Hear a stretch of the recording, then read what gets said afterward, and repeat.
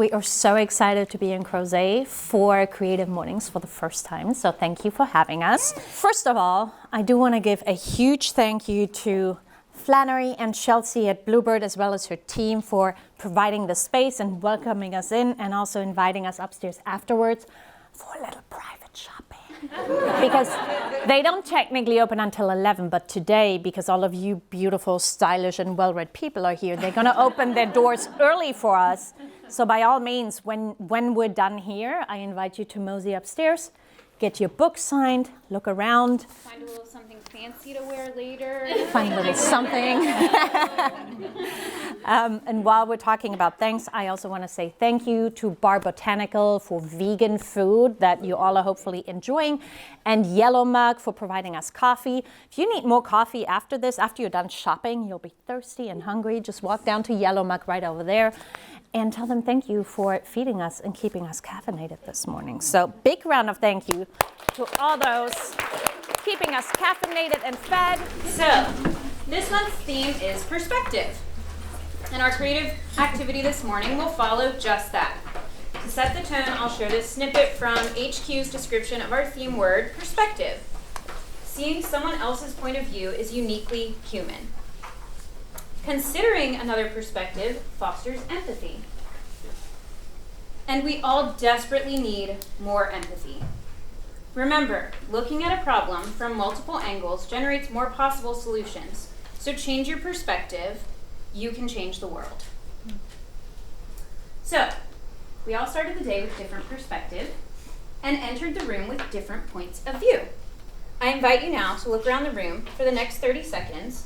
With the paper and writing utensil you have, you'll begin drawing something, not only from your point of view, but with your perspective. I did a lot of thinking on the difference between point of view and perspective.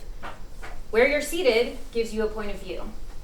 Where you've lived gives you a different perspective. So, get creative. Write something, draw something for 30 seconds, look around the room, and make it yours. Timer's on. And in 3 seconds, you will pass it to your left. Take a look at what you've received, and now add your point of view or perspective for 30 seconds. Anyone want to share their creations or their perspective? Yeah.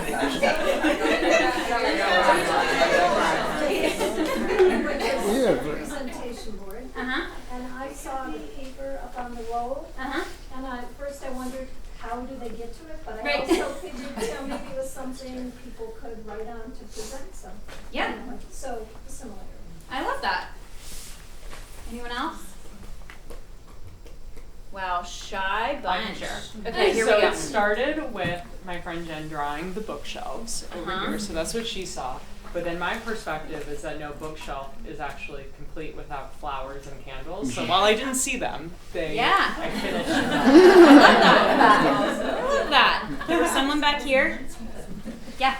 Sure. Well, I had started out by drawing a bunch of interconnected dots, which are all the people who can become friends and make opportunities together. Aww. And I got her paper, which said, how do they reach the paper without going there? So I got to add all the little dots helping each other to reach the paper. Oh, I love that. That's awesome. Yeah. So I have the little dots that Jennifer made. But, I put on there, what was so striking to me is all the females in the room. I have to tell you that my first real job was with Exxon, and I was the only female in the building that was not a secretary. So to see this ratio, you were my token male in this thing. It was fabulous. Yeah. It is fabulous. So what fun to see all this creativity and women unleashed. Yeah. We had Kelly, were you?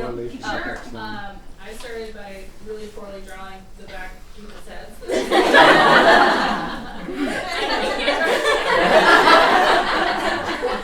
a good hair day. And then my friend was more focal in her focus, and she was zeroed in on the Creative Mornings sign. So I wanted to keep with followers. Yeah. Awesome. Dennis, is it? Sorry, I can't see. So you said something about perspective being based off your lived experience, and my lived experience has been mostly being able to adapt to new environments that's far away from home. So I looked around, what is the most common thing here, and I thought a light bulb. So I actually drew that light bulb at first, but then I got her paper and it was this. I'm like, oh, there's a light bulb over there. So it worked. That's incredible. Yeah.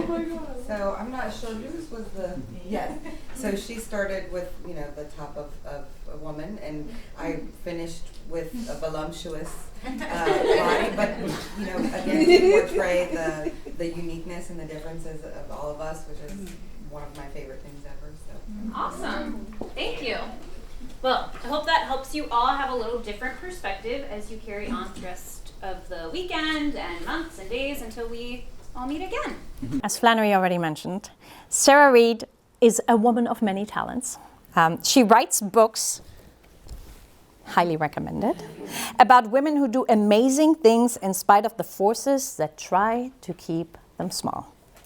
Sara is an author, a nurse, and a fiddle player. And she's also today's speaker.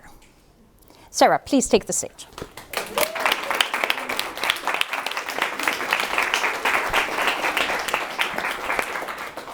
Oh my God. Who let me in this room? It's been a weird week. I've been writing a lot, and I've also been very unfocused and spaced out. And I was telling that to a coworker yesterday, and she was like, well, it's been very windy, It's like there's all this sort of like transitional energy happening right now. So all that to say is that I have notes. I promise you I'm not going to be reading off this all day. But I want to thank Annika and Megan and all of the Creative Mornings Shenandoah folks for having me. This is such an honor. I only just recently found out about Creative Mornings at all. So I'm delighted to be here. And of course, Flannery and Chelsea for hosting and just being the amazing community center that they are. And of course, yellow mug for the caffeination, very important, and Bar Botanical for food, which I did not eat because I'm nervous. So a little more about me. I came back to writing fiction about 10 years ago. So I wrote in high school. I took creative writing in college. Nobody really told me it was like a gig that I could have, or that I could go into publishing. I think if I'd known about publishing, I'd be an editor right now. But so then I went off, and I'm sort of a serial monogamist when it comes to careers. So that's why, that's why all the things that I do. And that's why my brother and sister make a lot more money than I do, because every 7 years or so I start over. So I got into music. I played and taught Irish fiddle for 10 years. I co-founded the Blue Ridge Irish Music School, which some of you may have heard of. And then I had a couple babies, and I was like, oh my God, this is the coolest thing I've ever seen in my life. I want to be a midwife. And I wound up being a labor and delivery nurse, which was exactly perfect. And so I'm a registered nurse as my side hustle. And then 10 years ago or so, I got back into writing fiction. It was just like, come do this thing. So even though I'm afraid somebody in this room is going to stand up and be like, imposter, I've been around creative work for a while. I've had a few different perspectives about it. So when I was thinking about this theme today, it wanted to go in like 20 million different directions, which of course is the way my brain works. And I so admire any of you who write like opinion pieces and nonfiction, because every time I sit down to try and do something nonfiction, I'm like, I could look at it like this, or I could look at it like that, or, oh, but if I do this, and I like can't corral it, and I give up and I go write fiction. So being from the perspective of a Capricorn, very pragmatic person who likes a little bit of structure around things, I want to start with this basic framework. So we have the artist who creates the work,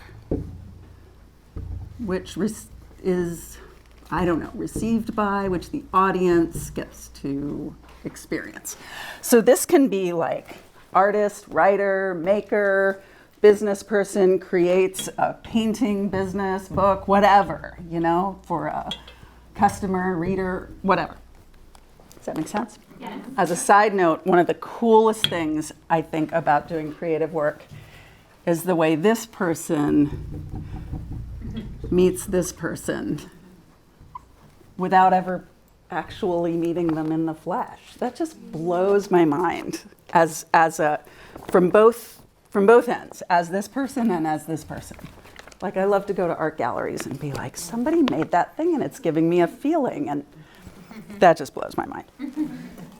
So, but is this person, is the artist like some transparent, invisible being? Are they like a neutral, unflavored channel for the work to flow through to the audience? In my opinion, no, they are not. And that's where we get into perspective. That's where we get into point of view. So the artist has a point of view. They are coming from somewhere, whether they tell you about it or not, and whether they know it themselves or not. And in writing fiction, we're kind of stuck because we have this additional element that forces us to do point of view on purpose. I'm using point of view a little bit interchangeably with perspective, and it'll sort of make more sense as I go along. So in fiction, we have the author. We have this thing called the narrator. So the author creates the narrator who tells the story to the reader. And you basically can't write a sentence of fiction without figuring this out first, without figuring out your point of view. So if you've got say an omniscient third-person narrator, the narrator is like our eyes and ears on the story. It's the place from which we experience the story and the story world, from it's where we smell things and see things and hear things and feel things and get access to people's inner lives, right? So if we have an omniscient third-person narrator, that person can know everything that's going on in your head and your head and your head, you know? And that's going to be very different from a first-person narrator, so I. So the third-person narrator is not an I in the story. A first-person narrator is I, so I'm only going to be able to see and experience this story from within this one point of view. But I may be able to see and experience this story in a more visceral way because I'm closer in to that person and I'm deeper into their inner life. So the narrator may or may not be a character in the story. And that's sort of the beauty and the terror of writing fiction, is that I can choose a narrator that's very much like myself. So my first book, the narrator, Johanna Porter is Not Sorry, the narrator is very much like me. And that's a conscious choice. But I can also be like, I'm going to write this from the point of view of an 80-year-old woman living in Honduras in 1850, or you know, a galactic starship captain in the Crab Nebula, or an 11-year-old boy in the Bronx. And these choices, all these choices have a huge impact on the experience of the story. And they are choices. They'll influence who we're rooting for, who we hope will succeed and who we hope will fail. So I want to share the opening of two books that I think kind of really, I don't know, will help show how this works. I'm getting deep into the nerd level detail of fiction here. I hope, you know, when, I love the quote that Annika used when she opened up. Just share what you want to share and be authentic and it'll all be okay. So bear with me. I'm going, you know, this is my way. All right, so the first one I'm going to share is Pride and Prejudice. First published in 1813, has possibly one of the most iconic and best known first lines in all of literature. Probably half of you know what I am about to read. But I want you to kind of listen to who's telling this story and what kind of feeling it gives you. All right, chapter 1. It is a truth universally acknowledged that a single man in possession of a good fortune must be in want of a wife. However little known the feelings or views of such a man may be on his first entering a neighborhood, this truth is so well fixed in the minds of the surrounding families that he is considered as the rightful property of some one or other of their daughters. "My dear Mr. Bennet," said his lady to him one day, "have you heard that Netherfield Park is let at last?" Mr. Bennet replied that he had not. "But it is," returned she, "for Mrs. Long has just been there and she has told me all about it." Mr. Bennet made no answer. So this is an omniscient narrator. She knows all. She has access to everybody.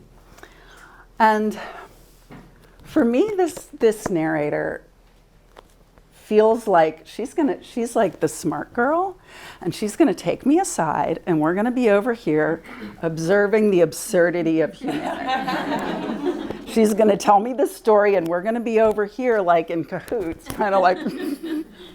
It's very clear in this book who she respects and who she does not respect, who she's making fun of, and who she's sympathetic with. So the other one is Yellowface by R.F. Kuang, which came out last year. This is a whole nother different thing. I would love, like, after when it's chatting time to like talk with anyone who's read this book, because such an interesting narrator. Okay, chapter 1. The night I watch Athena Liu die, we're celebrating her TV deal with Netflix. Off the bat, for this story to make sense, you should know 2 things about Athena. First, she has everything. A multi-book deal straight out of college, at a major publishing house, an MFA from the one writing workshop everyone's heard of, a resume of prestigious artist residencies, and a history of awards nominations longer than my grocery list. At 27, she's published 3 novels, each one a successively bigger hit. For Athena, the Netflix deal was not a life-changing event, just another feather in her cap, one of the side perks on the road to literary stardom that she's been hurtling down since graduation. Second, perhaps as a consequence of the first, she has almost no friends. Writers our age, young, ambitious, up-and-comers just this side of 30, tend to run in packs.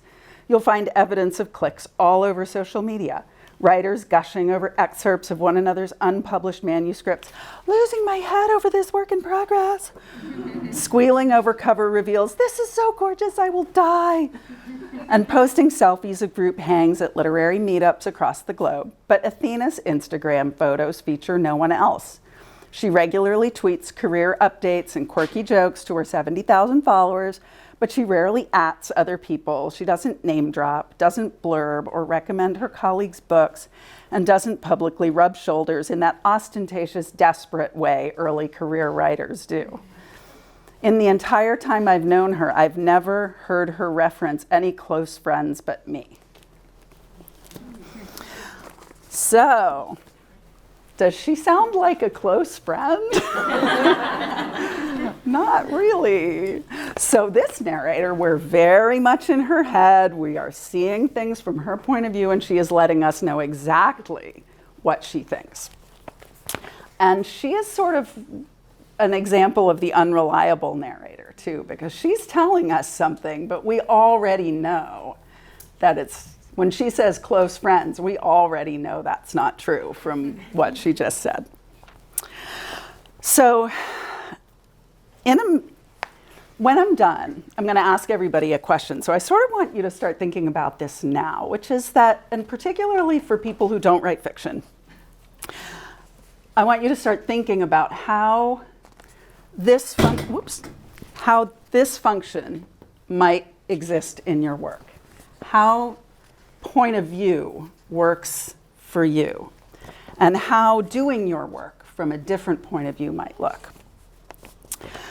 Because it's really important to be aware of that and to choose your point of view with intention.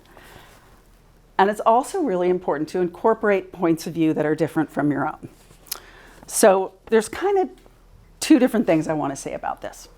One is I have a friend who's an author, and she was working on her book, and she had a male character that she realized needed a point of view. Like, this guy needed a voice. Like, she was going to actually write chapters that were through him. And she was like, oh my God, I can't do this. I don't know what it's like to be a man. I've never been a man. So she was getting all in her head. And she talked to her husband. And her husband basically said, just write him as a person. Like, he's a person. You know how to write a person. So that's important for me to remember when I'm stretching out, is that we are all people. And even if we're different, there are going to be things that we got to breathe, we got to eat, we got to poop, But in representing points of view that are different from our own, we also have to be aware of how we're different. And we have to try and get that right. I mean, we have to have the courage and the humility to be aware of that and to ask, right? If I'm writing a character who, okay, this is a small one, but in my second book, I wrote this character who is a super high level mathematician. And do I know anything about what it's like to have that kind of mind? No.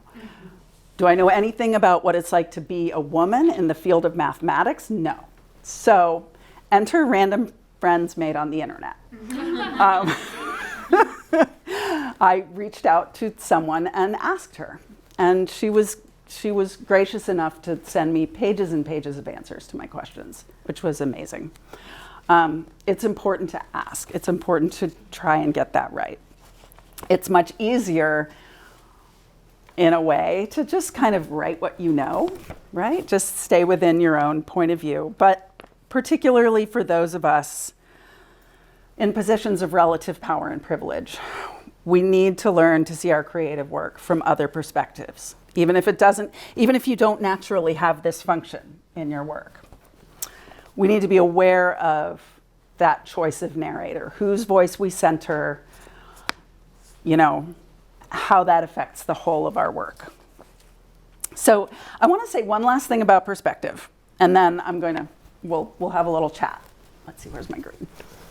So this is taking a slightly different perspective on perspective.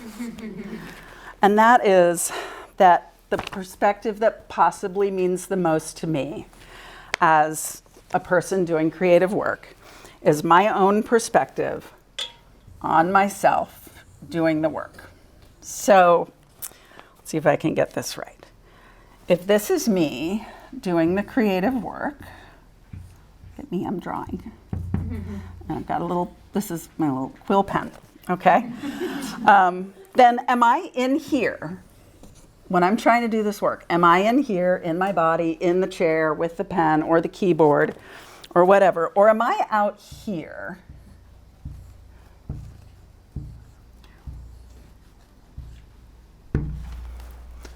looking in, judging, analyzing? Is this good? Is this going to sell? Is this better than so-and-so? Is this as good as so-and-so? Will my mother like it? As I was preparing this presentation, I was out here a lot, looking in. For better or worse, growing up, I learned to identify with this a lot more than I did with this. So living in here, there's this constant tension for me. There's a time and place for analysis and judgment and evaluation of our work. But the thing is, this is not a real point of view. This is not a perspective. Because we are always in here. Like, you're only ever in your body, in yourself, doing the work. We're always in here. So the only thing So if I'm out here, if I'm trying to like do these two things at the same time, all it's doing is sucking energy away from this, which is where the work happens. So my question for you then is so I always think of it as narrator. How does point of view show up in your work, and